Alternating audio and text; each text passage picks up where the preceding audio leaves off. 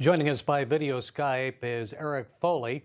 He's with Seoul USA. Eric, tell me, this is quite a significant development. What specifically did the North Korean officials say? Gary, the North Korean officials are responding to the UN Human Rights Commission.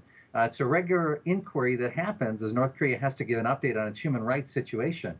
What was unusual this time was that in their response, they blamed Christian missionaries in Northeast China for everything in their country, ranging from sex trafficking on through terrorism.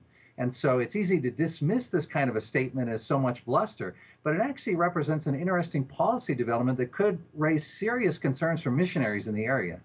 Well, what prompted this, Eric? It's been some time in coming, Gary. If we go back to last fall with the detention of missionary Kim Jong-uk, the South Korean missionary who crossed the border illegally into North Korea, since that point in time, North Korea has done quite a bit of making hay over the entrance of missionaries into North Korea and detaining them. You'll remember, of course, the missionary from Australia. We had Kenneth Bay, who's still detained in North Korea. In each of these cases, North Korea has made more and more public pronouncements that missionaries are at the root of the difficulties that their country is facing. But you're taking this seriously. I mean, generally it's just bluster from this regime, but not this time. Why are you taking it more seriously? North Korea always is very intentional in the public statements that it makes.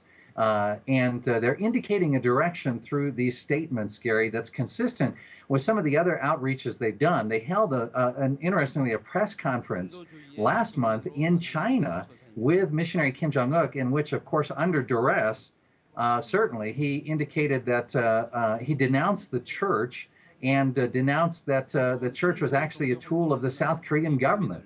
Unlikely that that represents his true feelings at all. He's under extreme interrogation by the government. But North Korea is making a very intentional effort to publicly blame its problems on Christians. And that means challenges on both sides of the border. On the North Korea side, of course, there's been a zero tolerance for Christianity since the inception of the regime. But there has been an intensification of investigation efforts now that we're seeing. On the other side of the border, on the China side, look for China to respond. It would be very unusual for China to hear a statement like this and not respond with greater restrictions on missionaries. That could take the form of increased deportation, particularly of South Korean missionaries, and also giving the North Korean state security agents a freer hand in investigating churches in the area and missionaries as well. So possible greater trouble ahead, but what does this say about the effectiveness of the missionaries?